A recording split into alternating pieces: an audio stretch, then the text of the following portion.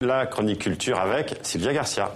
Comme je suis historienne, je travaille autant sur par exemple, mon père que j'ai perdu il y a 10 ans, que sur des figures du Maghreb, parce qu'au fond, ce n'est pas simplement une question d'un pays avec ses frontières et avec son image politique. C'est beaucoup plus, qu'est-ce que c'est qu'être maghrébin quand on a 2, 3 langues, et essayer de faire comprendre, c'est une richesse, que mon texte français est le résultat de tout un tissage de plusieurs langues.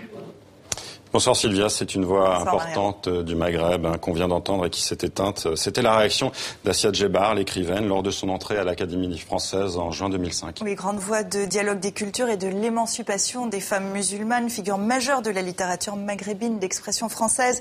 Assia Djebar a publié une vingtaine de romans, recueils de poèmes traduits dans une vingtaine de langues. Elle était aussi cinéaste.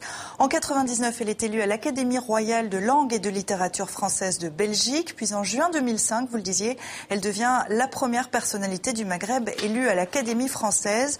Son nom fut cité à plusieurs reprises pour le prix Nobel de littérature. Assia Djebar est décédée vendredi à Paris. Elle avait 78 ans. Elle sera enterrée, selon ses vœux, dans son village natal de Cherchel, à l'ouest d'Alger.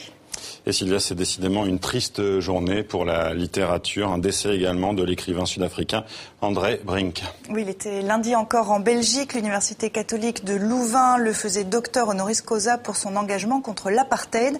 Il est décédé dans l'avion qui le ramenait au Cap. Il avait 79 ans.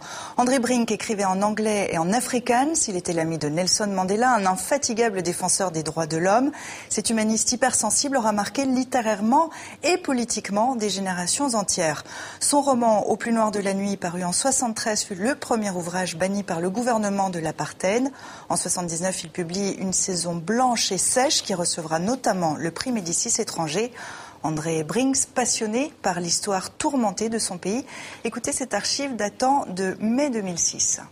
Il y a d'abord la nécessité d'aller à la recherche de toutes les différentes histoires de l'Afrique du Sud, parce que pendant des années, pendant toute l'époque du colonialisme, il n'était qu'une seule version historique. C'était une version fabriquée par des hommes et par des blancs.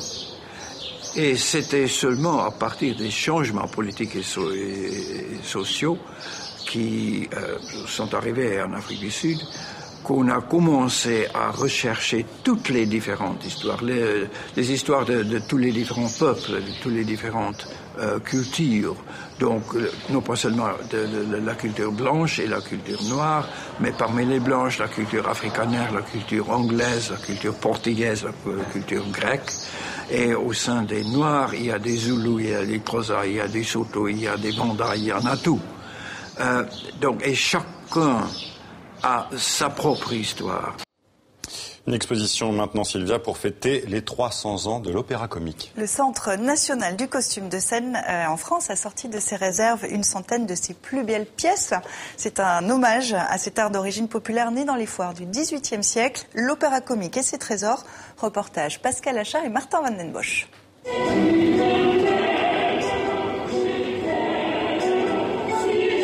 Il fallait que, grâce à un nom comme Ciboulette, Carmen, Lacmé, Mélisande, quelque chose se passe pour tout le monde. C'est-à-dire que tout le monde a entendu au moins une fois ce nom. Et il fallait pour moi parler à la sensibilité du public le plus large, c'est-à-dire à la fois le public qui est très connaisseur et en même temps des spectateurs, des visiteurs qui, eux, ne connaîtront absolument pas la scène lyrique, absolument pas les représentations et qui vont tout découvrir.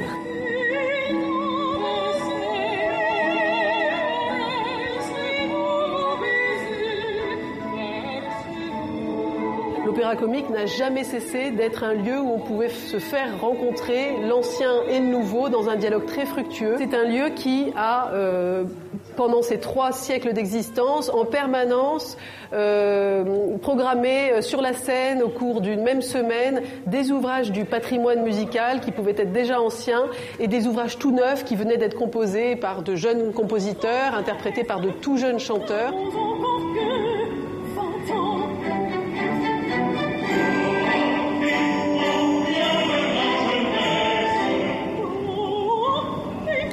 C'est beau. Merci Sylvia. À demain. À demain.